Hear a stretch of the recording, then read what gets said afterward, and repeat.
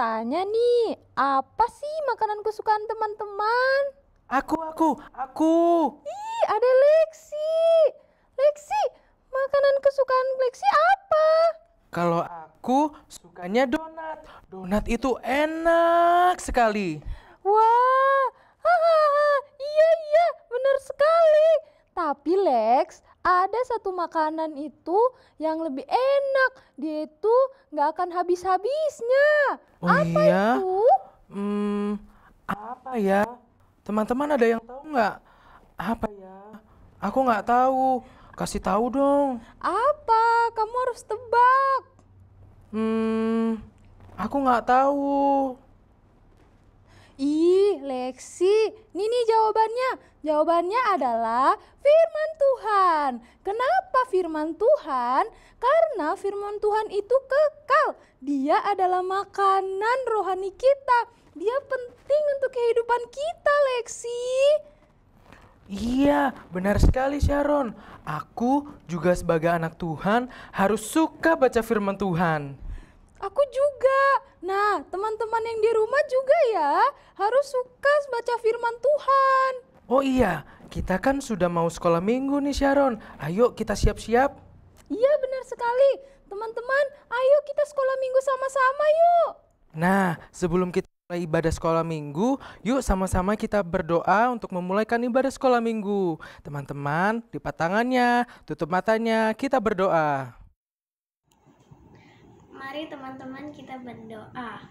Terima kasih Tuhan Yesus, sampai sekarang kami masih sehat. Pimpin ibadah kami supaya kami mengerti ibadah sekolah minggu online hari ini. Berkati guru-guru dan guru-guru yang mengajarkan kami di sekolah minggu. Dalam nama Tuhan Yesus kami berdoa, amin.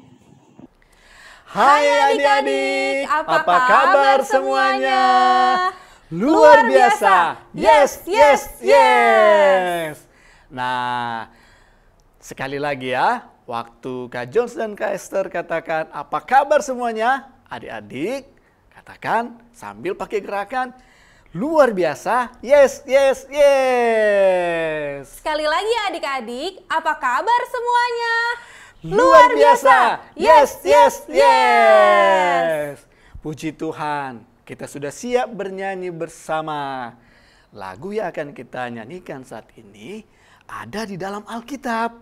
Wah, banyak sekali Kak Jones. Jadi penasaran kayak apa sih lagunya? Lagunya adalah Perjanjian Lama dan Perjanjian Baru. Nama-nama kitab yang ada dalam Alkitab.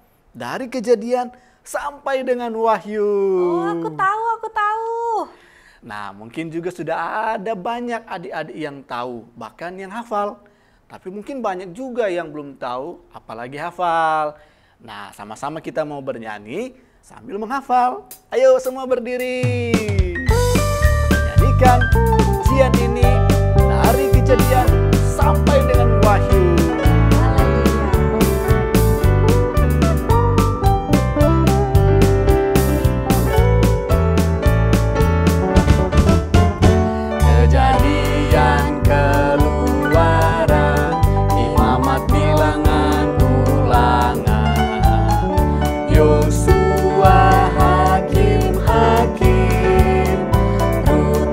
Samuel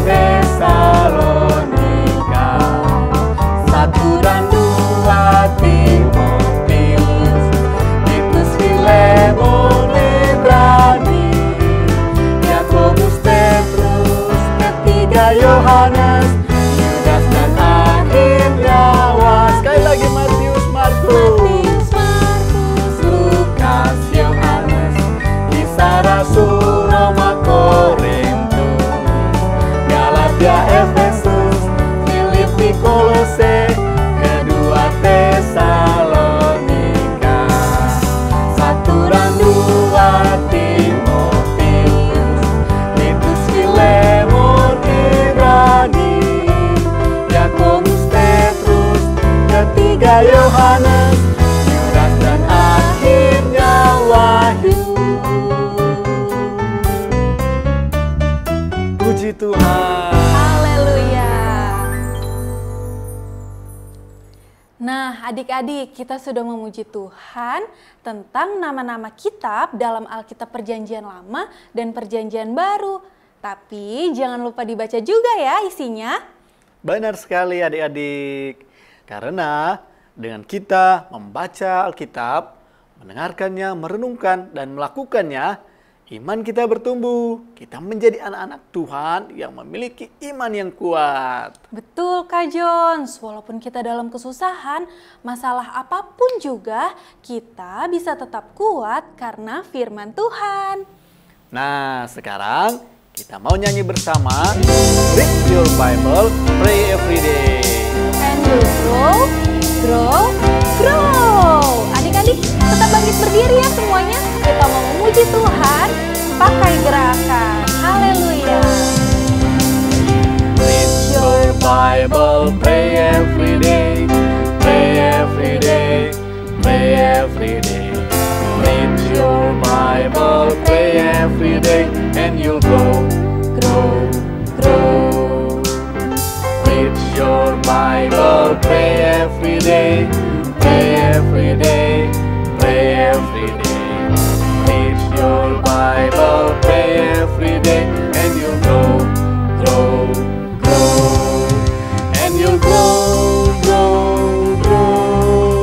And you'll grow, grow, grow. Read your Bible, pray every day, and you'll grow, grow, grow. And you'll grow, grow, grow. And you'll grow, grow, grow. Read your Bible, pray every day, and you'll grow, grow, grow. Bahasa Indonesianya ya, baca kitab suci, doa tiap hari. Baca kitab suci, doa tiap hari, doa tiap hari, doa tiap hari. Baca kitab suci, doa tiap hari kalau mau tumbuh. Baca kitab suci, doa tiap hari, doa tiap hari, doa tiap hari.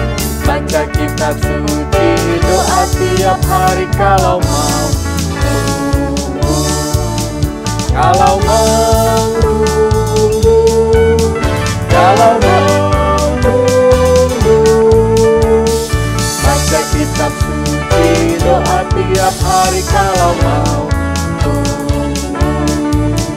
Kalau mau tumbuh, kalau mau tumbuh.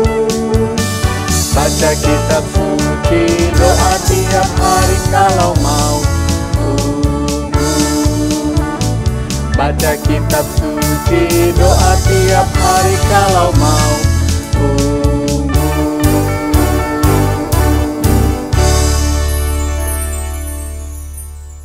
Saatnya kita akan mendengarkan firman Tuhan, adik-adik. Kita akan nyanyikan firman Tuhan, ku dengar, tanam di hatiku. Sama-sama kita mau berkata, kita akan bertumbuh subur dan berbuah lebat. Yesus tolong kita semua. Firman Tuhan ku dengar, ku tanam di hatiku. Ku ingin bertumbuh subur dan berbuah lebat. Yesus tolong padaku.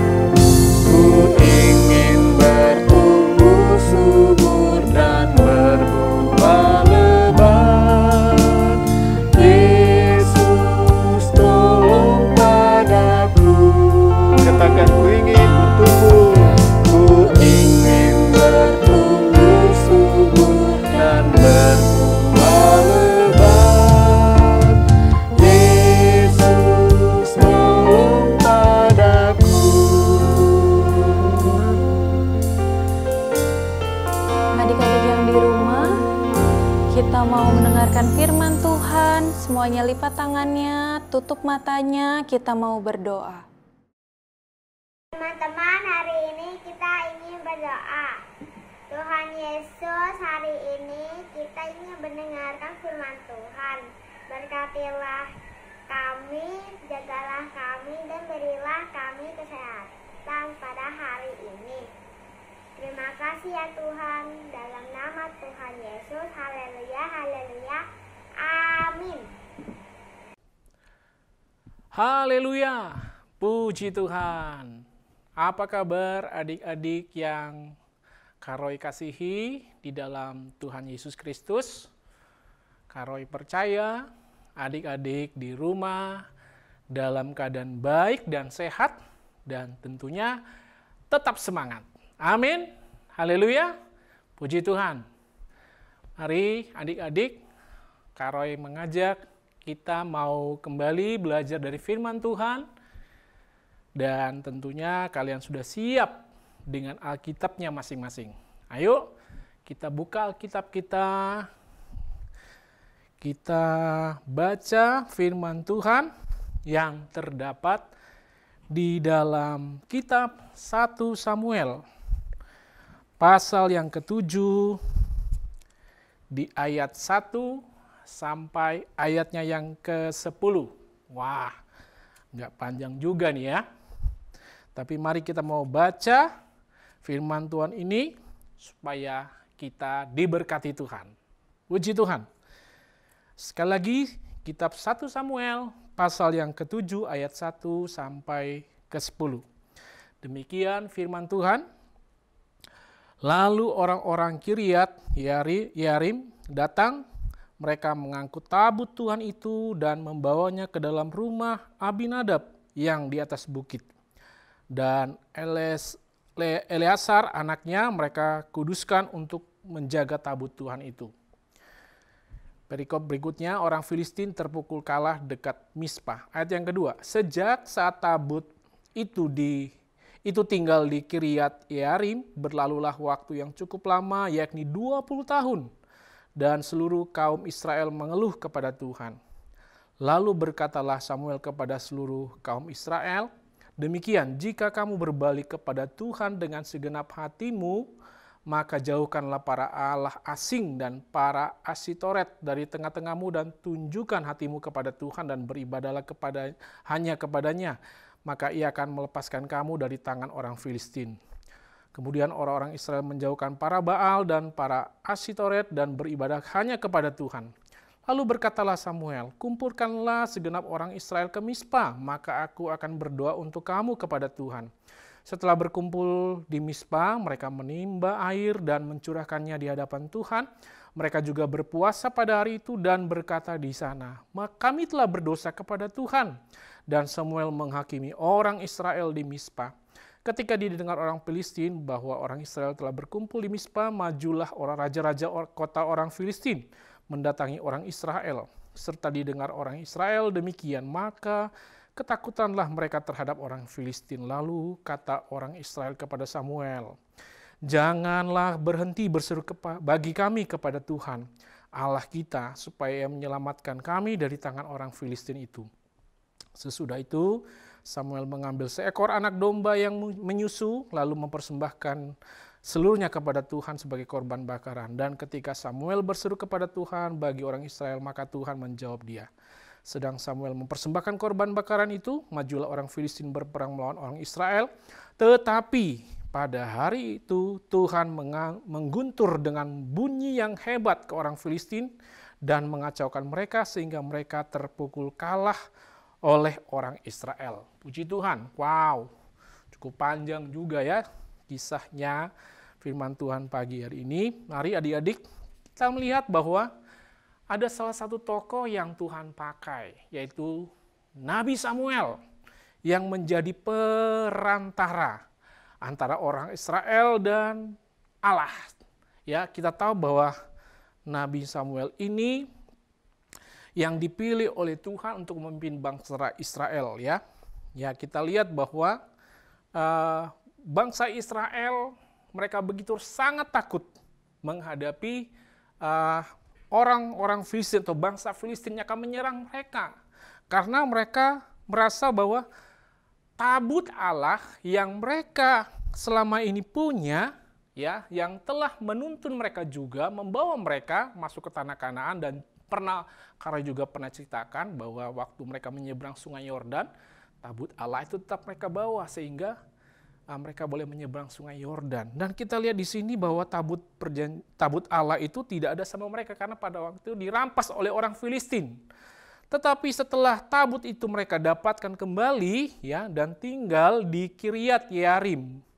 Ya, karena waktu yang begitu cukup lama, 20 tahun. Wow. Cukup lama. Ya, Tuhan seolah-olah tidak berbicara kepada bangsa Israel, ya. Tetapi melalui Nabi Samuel, Tuhan berbicara kembali supaya mengingatkan bangsa Israel supaya mereka kembali kepada Tuhan, ya. Karena bangsa Israel ini melakukan hal yang tidak disenangi oleh Tuhan. Ya, kita lihat di sini bahwa bangsa Israel memberontak kepada Tuhan. Mereka menyembah kepada Allah lain, ya, kepada dewa Baal yang mereka anggap sebagai dewa kesuburan, pembawa kesuburan, ya. Kesuburan bagi tanah, ya, membawa hasil yang baik.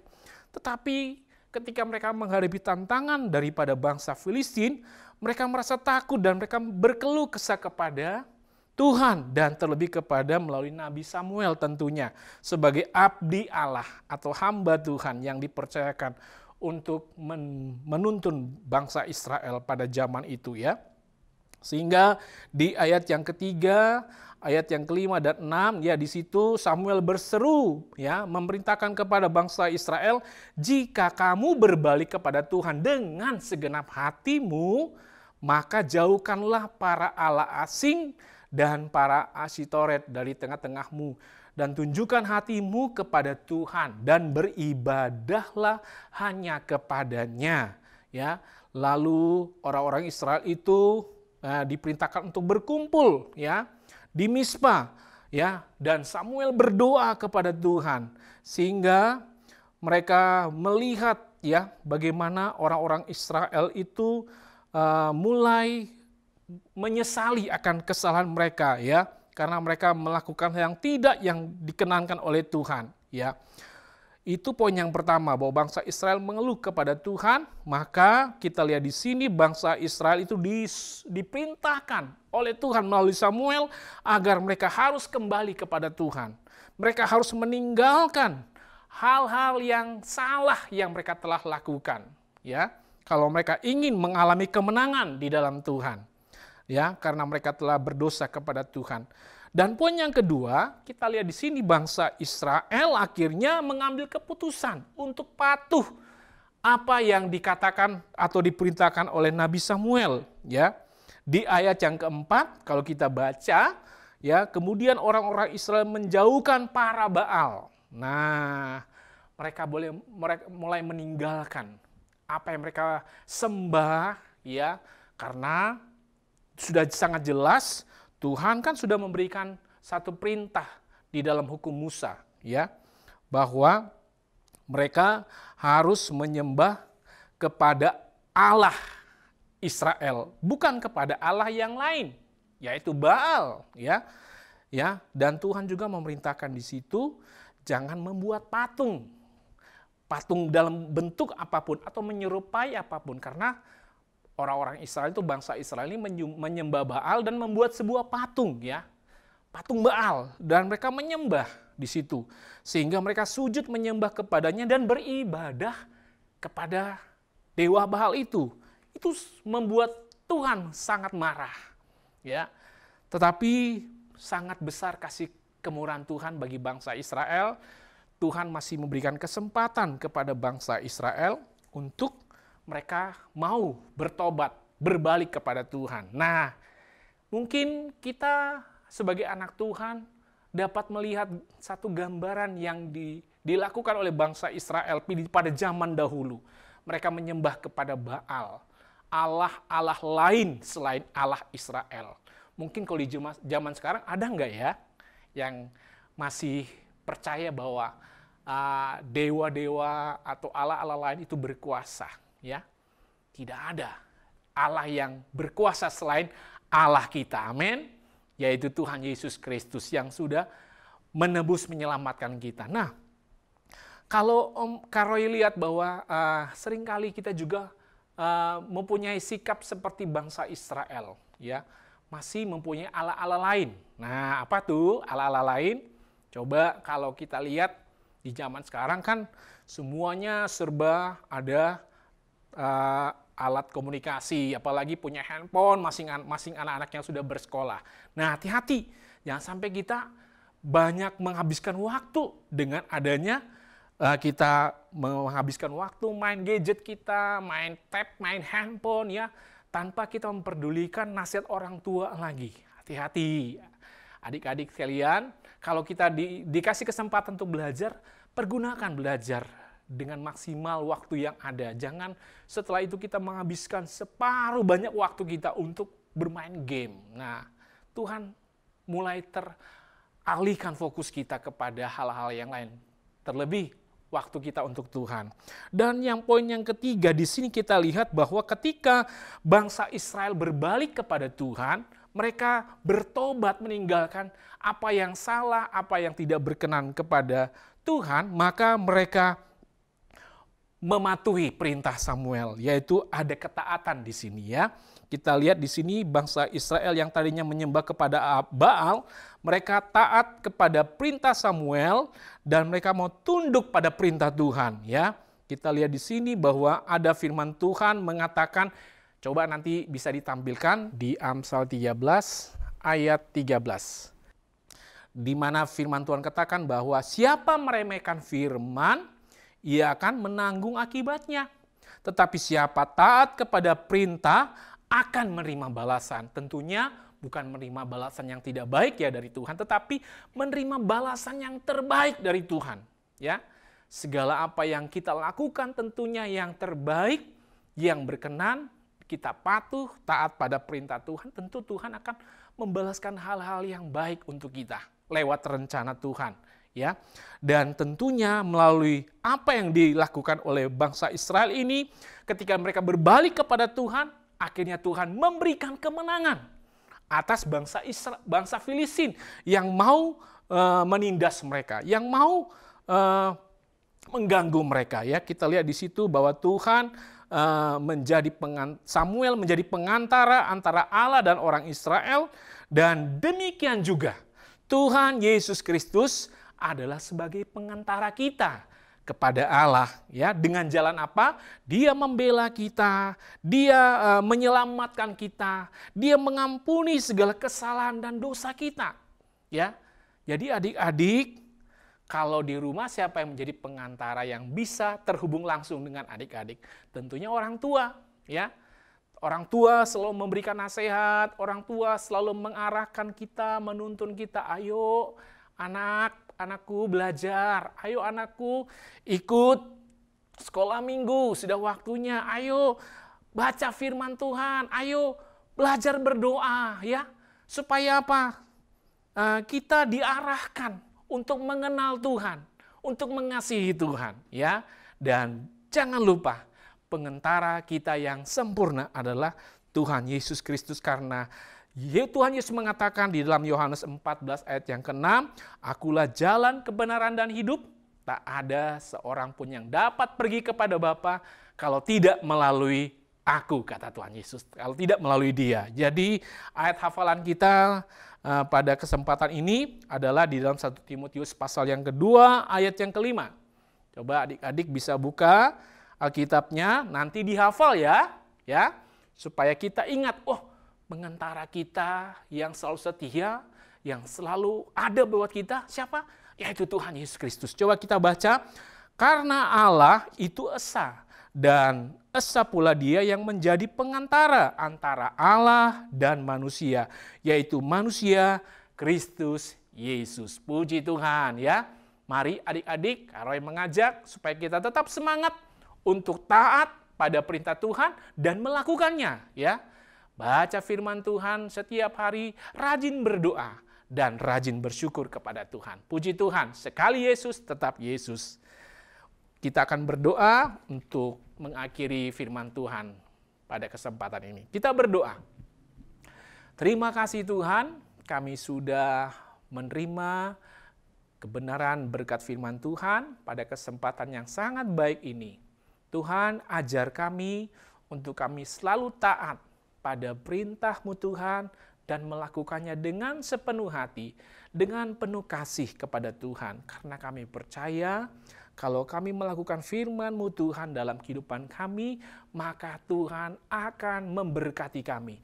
Tuhan akan membalas segala lelah, jerih payah kami, hal yang baik yang kami lakukan dengan hal-hal yang luar biasa lewat rencana Tuhan.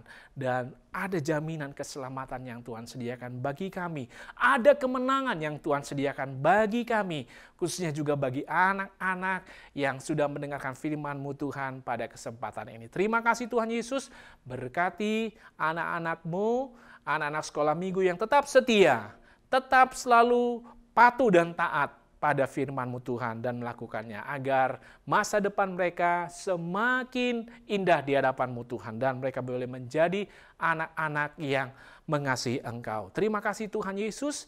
Ini doa kami mengucap syukur, kami terima berkat firman-Mu hanya di dalam nama Tuhan Yesus Kristus. Haleluya. Amin. Puji Tuhan.